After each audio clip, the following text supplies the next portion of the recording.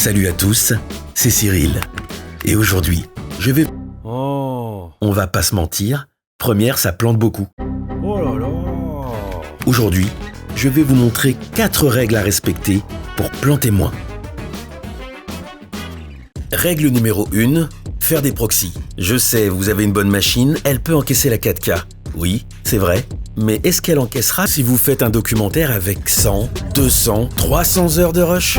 Pour éviter d'avoir à le vérifier et de vous rendre compte que vous vous êtes trompé, faites des proxys, systématiquement. Les proxys, ce sont des copies allégées de vos rushs qui vont permettre à Première de travailler plus fluidement et qui seront remplacés par vos rushs natifs au moment de l'export. Mais comment on fait des proxys, vous allez me dire? À la création du projet, vous importez votre dossier avec vos rushs. Vous faites un clic droit sur le dossier qui contient vos rushs, vous allez à doublure, créer des doublures. Première Pro vous ouvre cette petite fenêtre, vous choisissez la résolution de vos doublures. Là pour l'exercice, je vais prendre Medium, j'ajoute un filigrane. Ça vous permettra de vérifier en temps réel que vous êtes bien en train de travailler sur des proxys. Et ensuite, vous n'avez plus qu'à sélectionner l'endroit où vous voulez mettre vos proxys. Appuyez sur OK et c'est tout. Adobe Media Encoder va se lancer et commencer à encoder tous vos rushs. Pendant ce temps-là, si vous le souhaitez, vous pouvez utiliser Premiere Pro pour faire du rangement par exemple. Règle numéro 2, dans votre timeline, pas de format exotique. Ça veut dire pas de MP3 ou de MP4 qui arrive de YouTube. Sinon Premiere aura la tourista.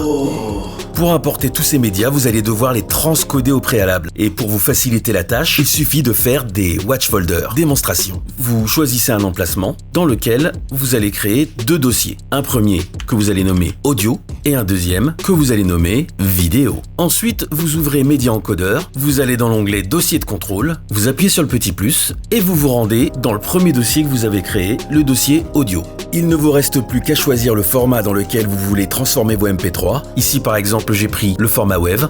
Ensuite, on fait la même chose avec le dossier vidéo. Sauf qu'ici, on va choisir QuickTime, ProRes 422. Et maintenant, vous avez transformé vos 2 dossiers en watch folder. Ça veut dire que si je glisse un fichier MP3 dans mon dossier audio, et que bien évidemment Adobe Encoder est ouvert, il va lancer l'encodage automatiquement. Et dans mon dossier audio, j'ai maintenant 2 sous-dossiers, sortie et source. Dans le dossier sortie, j'ai un .wav, et dans source, il m'a rangé le fichier original. Et donc ça marche pareil pour la vidéo. Si je glisse ici un fichier MP4, au bout de très peu de temps, Media Encoder lance l'encodage, et une fois que c'est fini, je me retrouve avec un beau fichier .move que Premiere va adorer. Règle numéro 3, évitez d'avoir des clips imbriqués audio dans votre timeline. Oui, je sais, c'est pratique, mais en fait, Premiere Pro n'aime pas ça. Et très souvent, vous allez avoir des plantages qui proviennent de cela. Pour y remédier, vous faites un clic droit, effectuez le rendu et remplacez. Et Premiere Pro va faire un rendu du clip incriminé et le remplacer par sa version au .wav. Résultat, ça sera beaucoup plus facile à l'export. Et enfin, règle numéro 4, pas d'images trop grandes dans vos timelines. En effet, Premiere n'aime pas les images qui sont dans une trop grande résolution. Si vous avez une timeline comme ici en HD, évitez de mettre une photo en 10K à l'intérieur. La plupart du temps, ça ne sert à rien. À la place, utilisez une application comme ici l'application photo sur PC pour redimensionner votre image et la mettre dans des proportions beaucoup plus raisonnables. Si ces conseils vous ont été utiles, venez m'en parler en commentaire. En attendant, likez, partagez et à la revoyure.